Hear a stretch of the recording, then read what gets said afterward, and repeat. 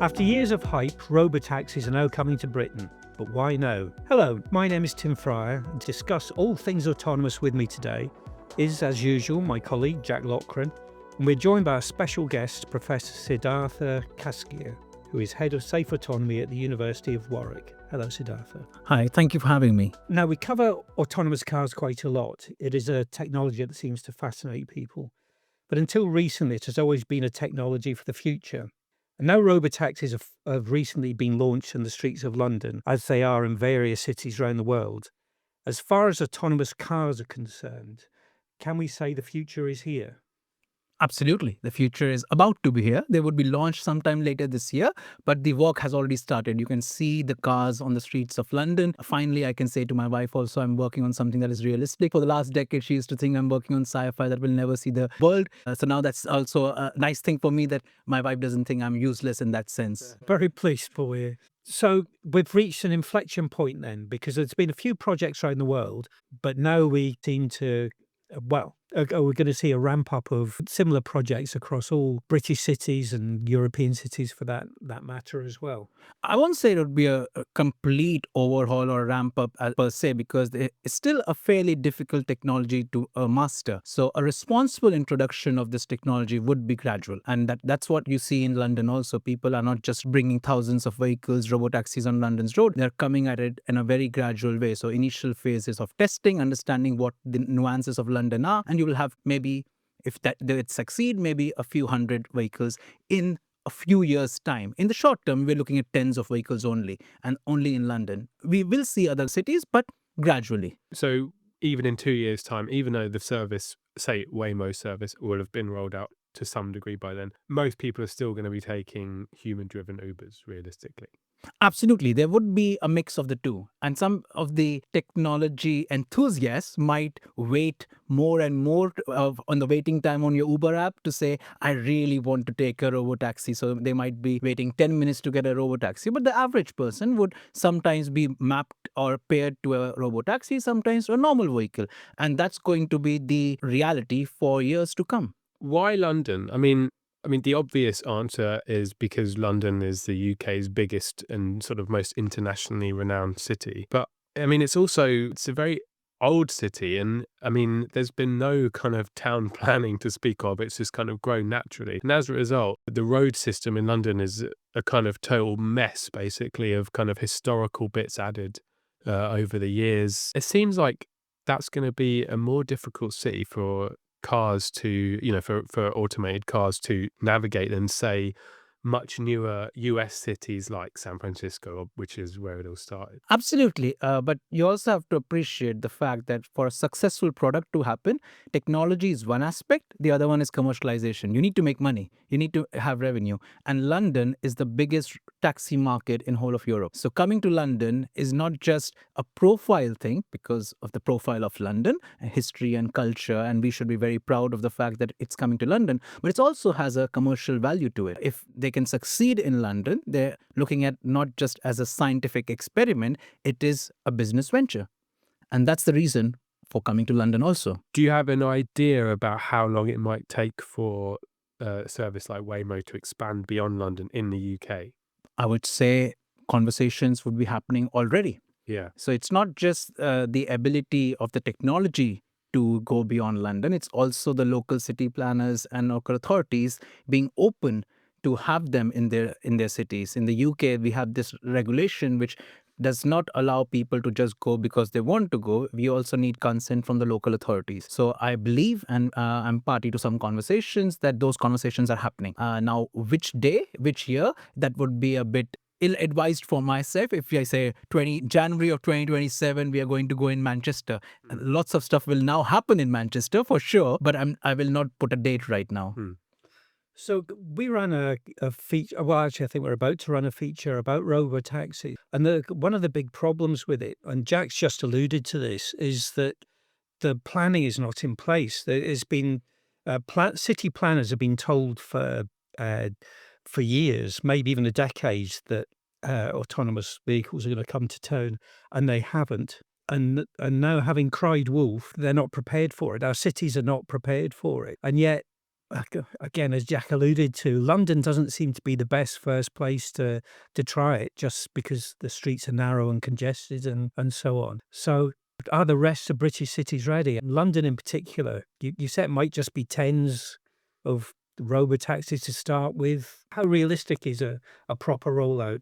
It's absolutely realistic. It's just we need to be aware of the timeframes for the hundreds of robotaxis being rolled out. I think that's the nuance over here. People tend to think about, yes, the robotaxis are in London. That means 1,000 robotaxis would be on the streets of London by end of this year. That's not going to happen.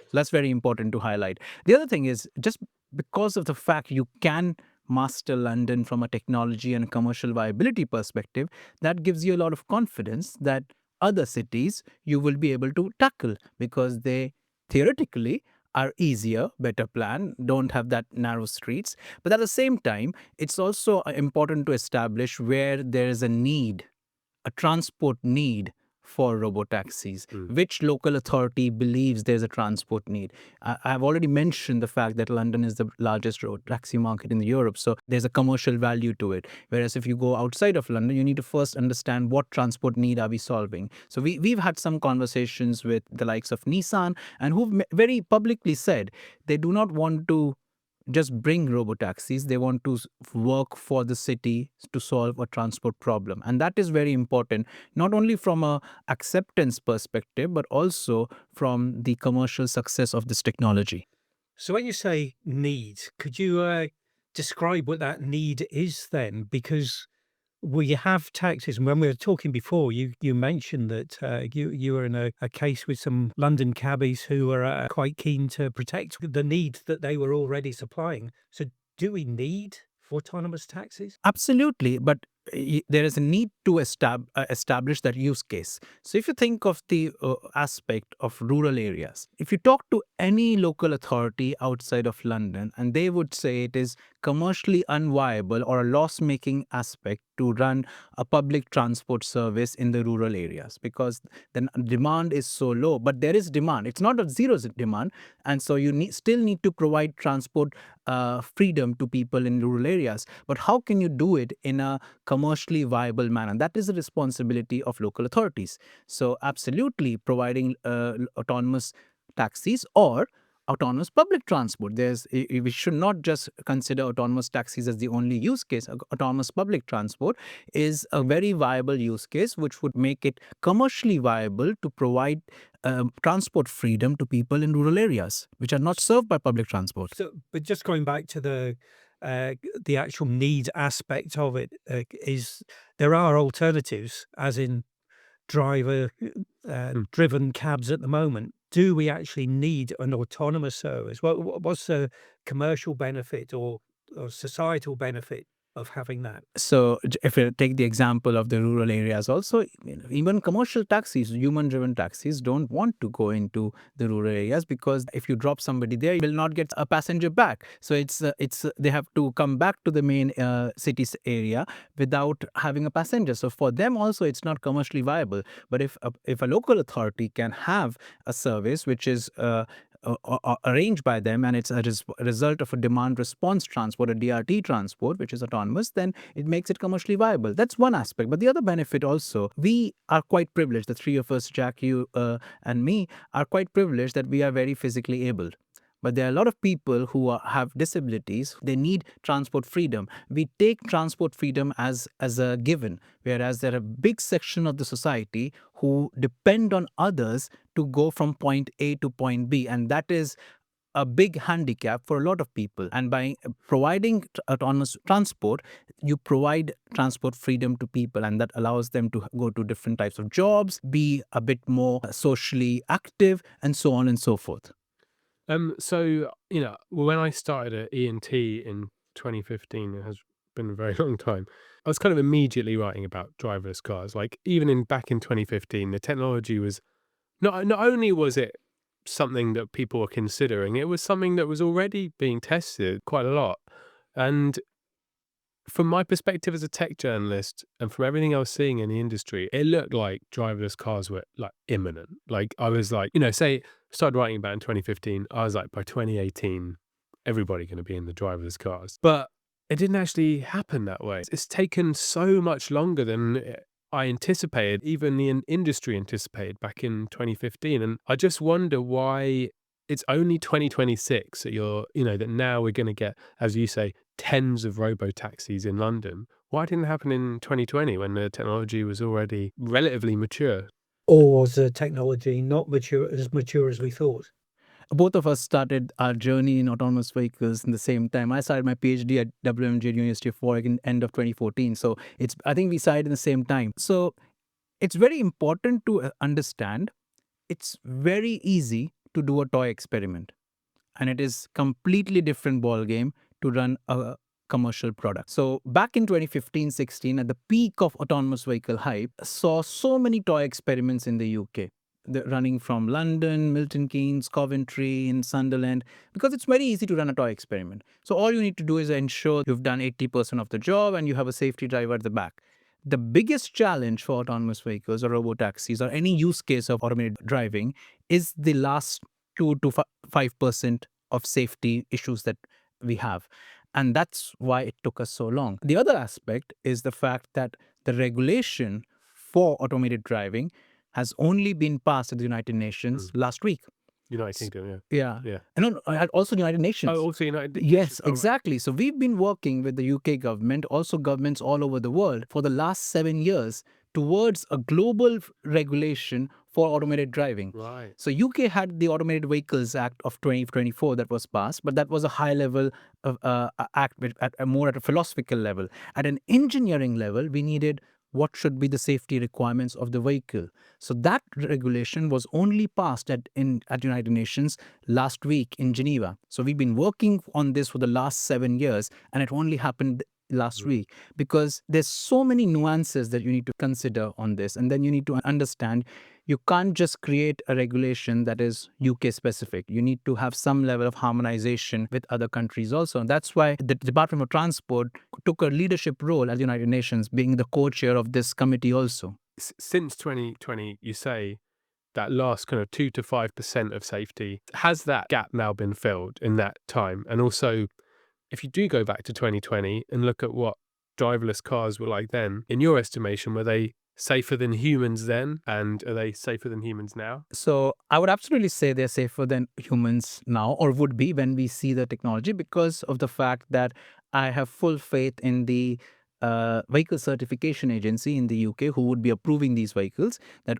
any vehicle or any service that gets approval will meet the safety requirements as set by the UN regulations. So I have full faith that they would be safer than vehicles. But at the same time, when you're trying to introduce a new technology or regulate a new technology, it's like exploring the unknown. So you can only do what you know of. Maybe you could think a bit, extrapolate and using experience, so this might also happen. But there will always be a gap that you don't know. And that's where learning from deployment is also very important. So there's a big part of the UN regulation that the UK has been pushing for is once the vehicles are on the roads, that doesn't mean we stop the approval process. There's a post-deployment process that we learn from the service itself, because that gap that I was saying, that things that we don't know need to be fed back into the approval process for future. So as a result of that, we should be able to generate empirical and scientific evidence to demonstrate your question, are they safer than human drivers or not? As of now, we are saying they would be, based on theory, based on some of the futuristic statistics, but we don't have real data because we haven't seen them in London yet. It's been around, I think San Francisco was the first, or Phoenix, and they're about half a dozen years old now. What have we learned from that? What safety record have we got from those projects? So we're quite lucky that one of the organizations who's been leading this the charge in the US, Waymo, which is a company under Alphabet, or the Google spin-off company, has been very open and public about the safety data. And their data of those 12 years, as you were saying, Tim, shows that these vehicles are at least 80% safer than human drivers. Because now they have over 10 years of fleet data of running these vehicles in different cities, and they can demonstrate that. But at the same time, I would say, while this is really encouraging, we need to also ensure that there is some level of translation of that data in the UK context, because the traffic in US is very different to traffic in the UK. So there would be some level of translation that happens, and that would come through this deployment that we are going to see and the data that we reported as a result of that. But you can definitively say, in San Francisco at least, driverless cars are safer than humans. Absolutely. Right, yeah. As it gets rolled out to different cities around the UK and Europe, will there need to be a kind of slow rollout so that the technology can adapt to the specific layout of that city and the specific tendencies of the drivers in that city? I would say that is the only way it should be allowed. Yeah. I would go as far as saying that. So I also have another role. I wear another hat as the director of an organization called Partners for Automated Vehicle Education UK, PAVE UK, which is a not-for-profit that we created together with the UK government departments with a mission to increase public awareness and acceptance of this technology, self-driving technology. And last week, we published a charter for responsible deployment of automated vehicles. And one of the aspects of that charter is a gradual introduction of the technology. Because if somebody says to any local authority or any national government, we've got 1,000 vehicles, we've proved it in, let's say, XYZ country, and I want to bring it to your country, and I'll bring tomorrow 1,000 vehicles, that should not be allowed. There has to be a gradual aspect for the very reasons, Jack, you mentioned. So it has to be a gradual build-up in every individual application. Manchester and Glasgow, you'd like to start with 10 vehicles and ramp up from there. I would say 10 is not the definitive one, but tens of vehicles, yes. I would not go hundreds or thousands over there. If we look at the technology, the cars have two information sources. The stuff that comes from the outside, the GPS type signals, and then there's all the sensor stuff it generates itself. Are you confident that technology is mature as it needs to be, or are there still areas of development that need to be made? I think the technology as it stands today is good enough. In terms of the sensors, the only thing I would say is there's no one golden sensor. So there has to be a multitude of sensors that should be used. So be it GPS, camera, radar, LiDAR, and you don't need to use everything, but there would be a combination, some combination of these sensors. So I would say that is absolutely the state of the art is good enough for the technology to be deployed. The only thing is sensors are only one part of it. There is also the software that understands what the sensor is giving, and that's where the USP of different organizations will be, how good they can fuse the data of the sensors, how good can they predict the future behavior of actors as a result of the data that they're getting. Well, I mean, while we're on that topic, there has been a little bit of controversy around Tesla. Their approach to driverless cars is using more of a camera-based system. This is my understanding at least. You deploy AI that basically interprets real-world camera data and kind of makes an interpretation of the world around it from that perspective. But I have heard that possibly, while this is cheaper to roll out, IDAR, for example, is a very expensive sensor technology that is actually dropping in price, but it's still more expensive than just like standard cameras with AI. How do you think Tesla compares to Waymo, for example? So I think the first thing to say over there is Tesla is not an automated vehicle. It's not a driverless vehicle. It's a driver assistance system. So the full self-driving system, or I should say supervised full self-driving system, is a driver assistance system. So you can't compare Tesla's approach to Waymo because it would be apples to oranges. So you have a fully self-driving vehicle in Waymo, or as Wave is also planning, and then you have a driver assistance system in Tesla. So that you can't compare them. Having said that, it's a very good driver assistance system. So if you drive a Tesla supervised full self-driving, it is a very good driver assistance system. But it's very important for people to understand it is a driver assistance system. And that's where the biggest challenge we see now, that the driver assistance systems are getting better and better. People tend to misunderstand them or use them as a fully self-driving vehicle. And that's where a lot of our work as PAVE UK come in also. Well, in terms of your PAVE UK hat, along with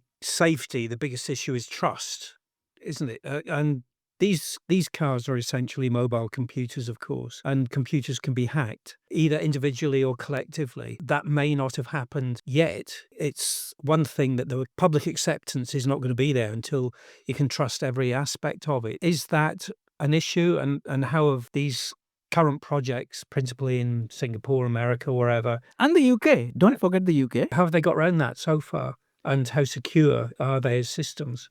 So it's very legitimate for you to be worried or think about this as an issue, but you are not alone.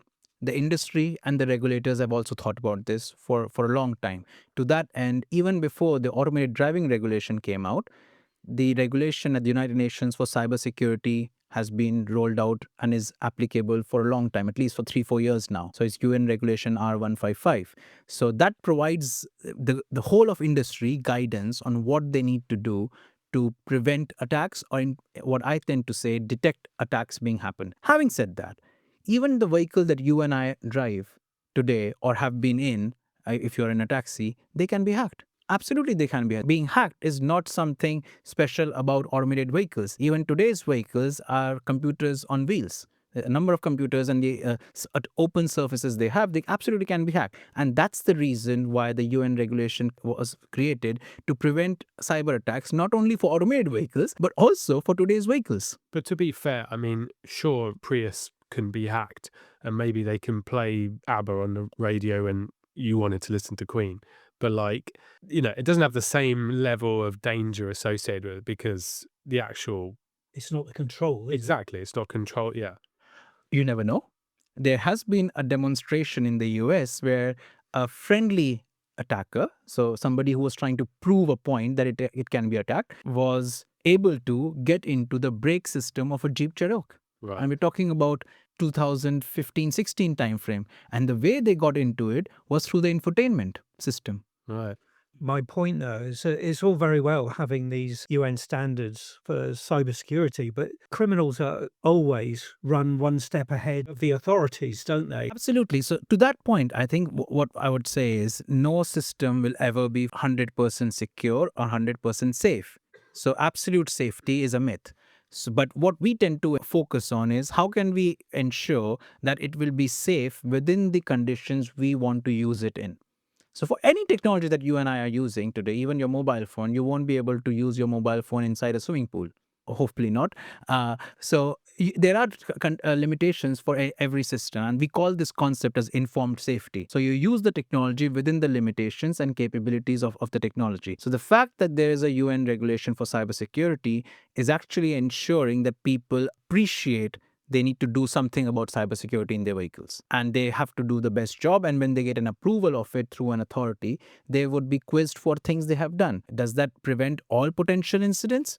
I would say no. But does that prevent most of the potential incidents? I would say yes. Can we talk about the trolley problem? Do you guys know about the trolley problem? Basically, the idea is it's a kind of an ethical dilemma that predates driverless cars by decades, I'm sure. But basically an ethical dilemma where you're standing by a rail track, your hand is on the lever that switches the track from one direction to another. There's a runaway train that can't be stopped. On one track, there's a person strapped to the railway. They can't move. On the other side, there's 5 people also strapped. The train is currently on a runaway path to hit the 5 people.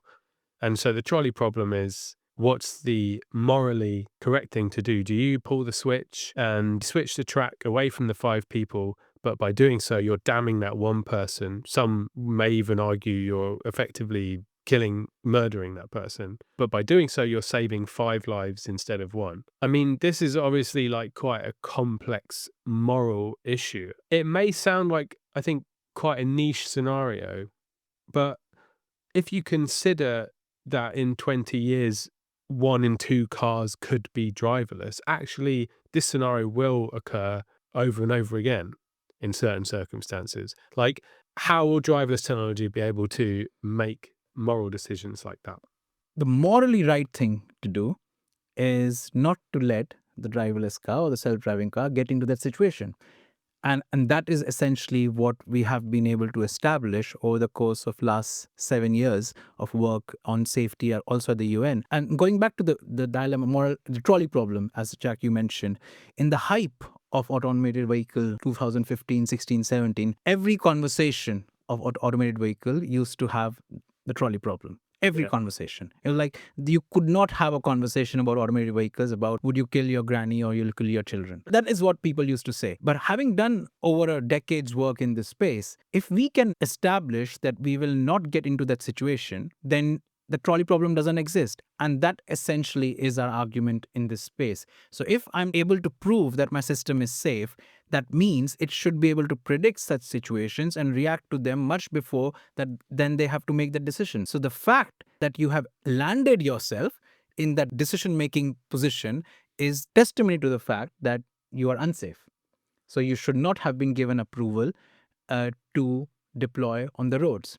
So that's the reason why we are saying you need to learn from deployment. If we ever see, I hope we don't see this because I'm fairly confident that if something is approved, they would have taken care of this.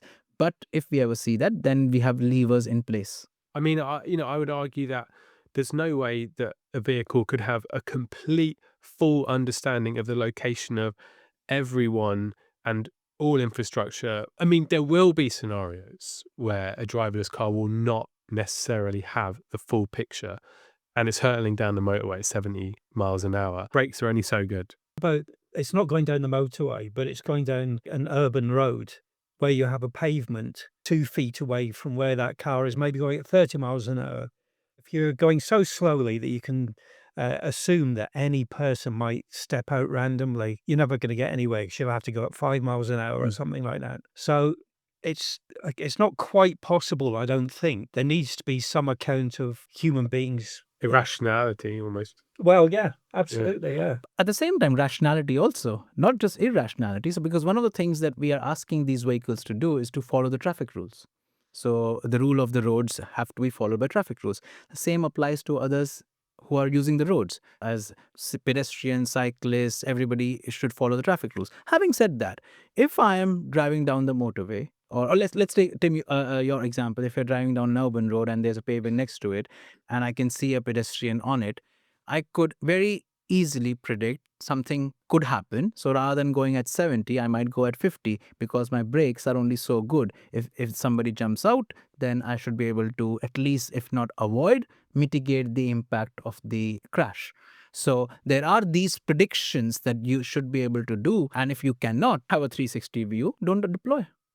Don't operate in those situations. Fair enough. Can I change tack a little bit now? When we talk about autonomous vehicles, we largely talk about robotaxis. It seems to be the best first application. But will they ever be available on a personal basis? Or does that not really fit the model?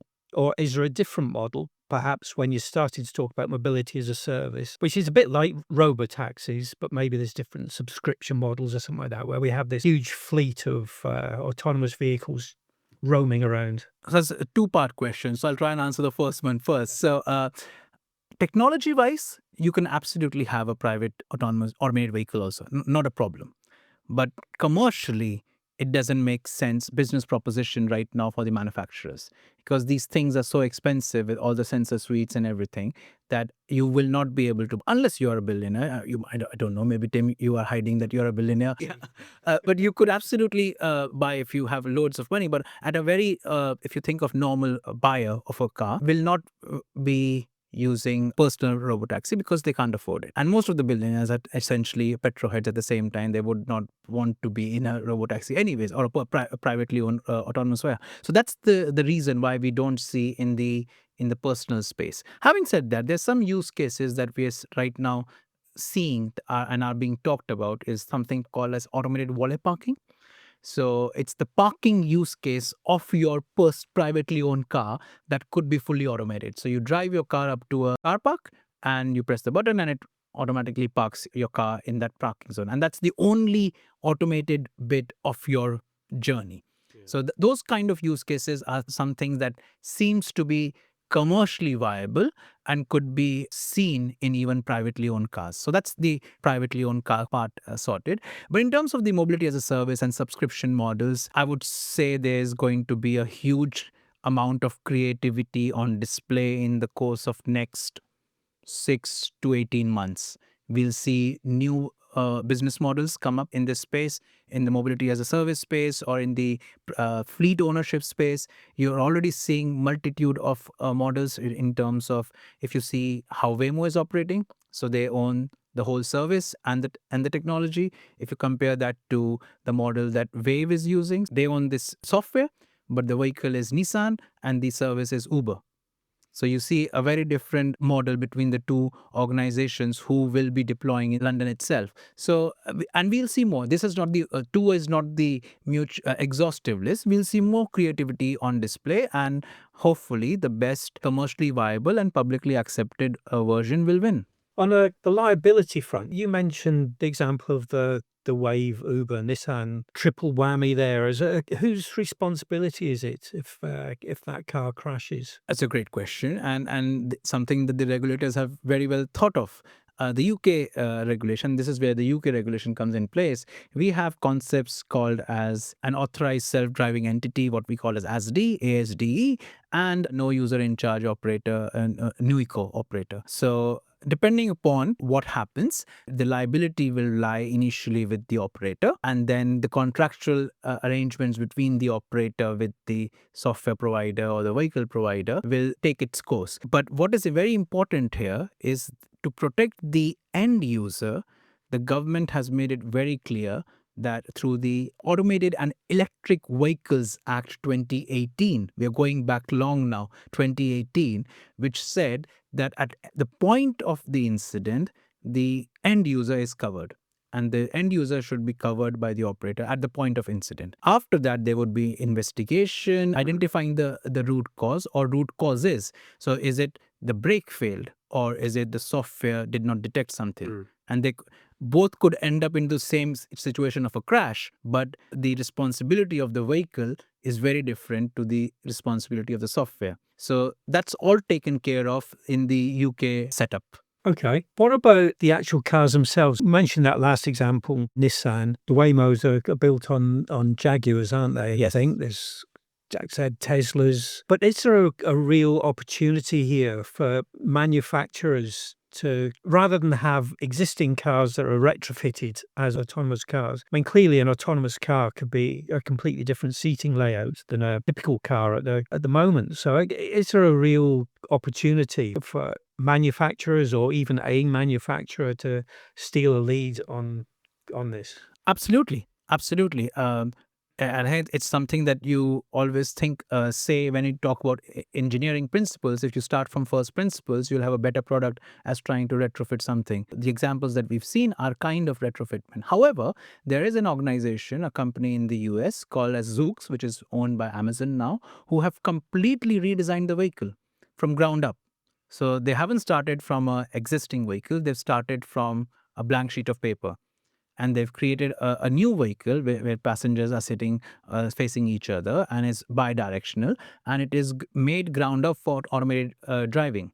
So there is an example out there. However, to your point, can somebody take a lead? Absolutely. Does anybody want to take a lead? That's a question. It's a lot of investment money Exactly. in that, isn't it? Exactly. Yeah. So I'm interested in possibly the impact on jobs, because there's been a lot of discussion recently, obviously, about the impact of AI on jobs, and possibly we're already starting to feel the consequences of that already. This feels like yet another technology which is going to put people out of work. I'm just obviously thinking of truck drivers and Uber drivers and so on and so forth. I mean, are we likely to see possibly a significant public backlash to technology, or indeed are we already seeing one? There are two aspects to this. Whenever I get asked about job losses, the important thing to understand and establish is the fact that because of the gradual rollout of this technology, jobs will not be lost in the short to medium term at all. We're looking at tens of vehicles, 5 years, maybe a few hundreds. Your jobs will not be lost. So it's very important to establish that fact that a lot of the hype or the backlash, as Jack you're saying, is created by the media without the right evidence or facts. And one of the further aspects of that is that there aren't enough lorry drivers, are there? Absolutely. But nobody tells that story. Yeah. It's always good to tell a negative story. But I'm a big believer of the fact that positive emotion always trumps negative emotion. So to that point, it's rather than saying job losses, the important thing to say is we have an opportunity here to improve the quality of jobs. So rather than being just a driver, now you can be a fleet operator, you can be a maintenance depot operator, and you're not only improving the quality of better pay, better standard of living, and so on and so forth. But that story is not being told. Nobody wants to tell that story, but that's the truth. If the technology succeeds, and I hope it does, it will actually improve the quality of jobs of people in this space. That is one point. At the same time, it will also bring in inward investment in the UK. It will also create more AI jobs in the UK, which will be also very high quality jobs in the UK. So that's the other aspect. So people who are developing, we are creating job opportunities. People who are getting impacted, we are improving the quality of jobs also. And because of the gradual rollout, there won't be any displacement of jobs at the same time. So to me, it's actually backlash, which is completely unwarranted. Okay. I'm going to ask a really, really random question now. But there's 10 cities in the US that have got robotaxi fleets. The most northern one of those is San Francisco. All the rest are in the southern states. Is there a reason for that? And if that reason is weather, robotaxis less likely to be affected by bad weather when the weather is always warm and dry. If you ever go to San Francisco, the amount of fog they get, the up and down of the elevation, it's not that easy in that sense also. But the reason why it was the first and has the maximum right now is because this technology was developed by a company based in the Bay Area. So the nearest big city is San Francisco. So they started there. But also, just from a logic perspective and being an engineer, when you're trying to solve a hard problem, you will break it up into chunks. And you will solve it chunk by chunk. So you solve the first bit, then you solve the second bit. So you solve first the geography, then you solve the weather aspect, then you solve the other regulation aspect, and so on and so forth. So that is what has happened with this technology. People have tried where they're familiar, like this Waymo was based out of Bay Area. So they started in San Francisco. When they were confident, they went out. It's just normal common sense of solving a problem. Wave is based out of London. So they started in London. Very simple. It's really just that when they moved out from San Francisco, they moved south and east, obviously.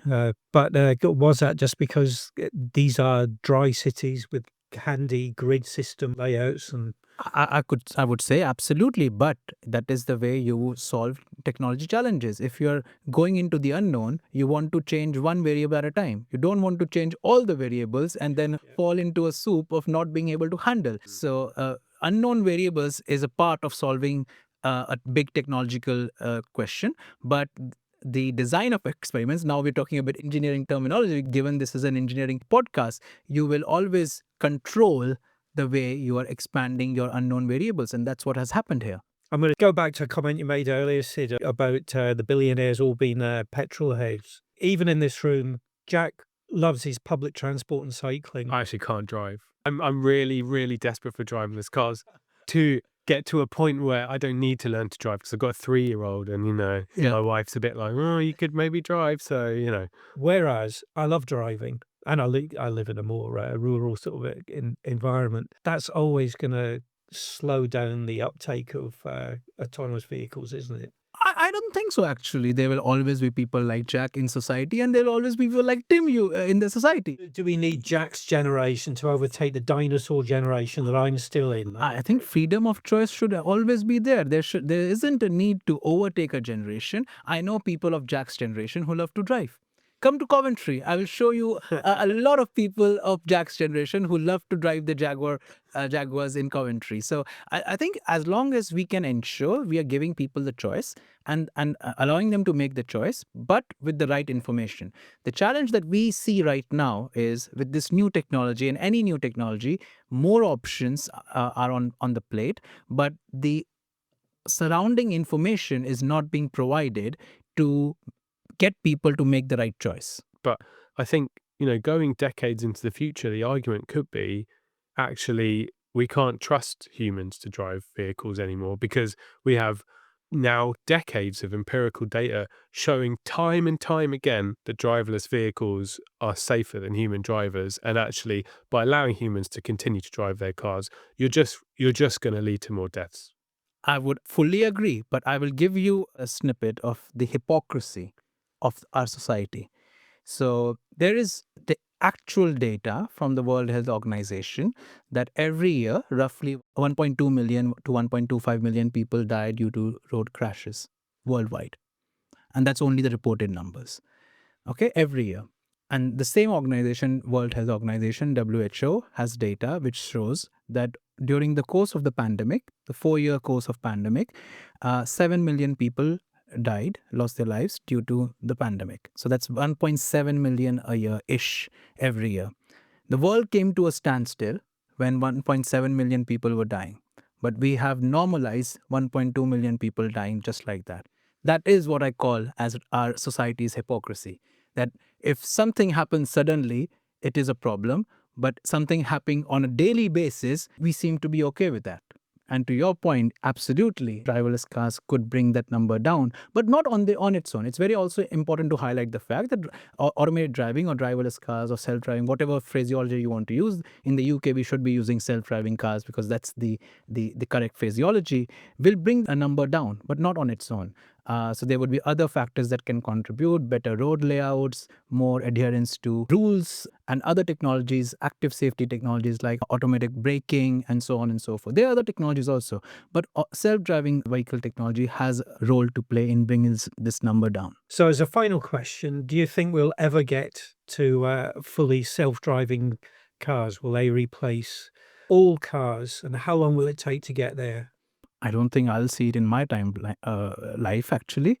And I hope not, because people should be given a choice. You might see sections of the world or pockets of cities where the areas where you have only self-driving vehicles, but I hope not we ever go to that future where people are not allowed to drive, because like you, I also like to drive. Well, I hope that's true as well. Okay, it's been great chatting to you, Sid. Thank you very much for that. If anyone would like to make contact with you, I take it they do that through the University of Warwick website. Absolutely, yeah. If you've enjoyed this episode of Off the Page, then there are plenty more on our website, our YouTube channel, or wherever you get your podcast from. So until the next time, thank you for tuning in, and goodbye.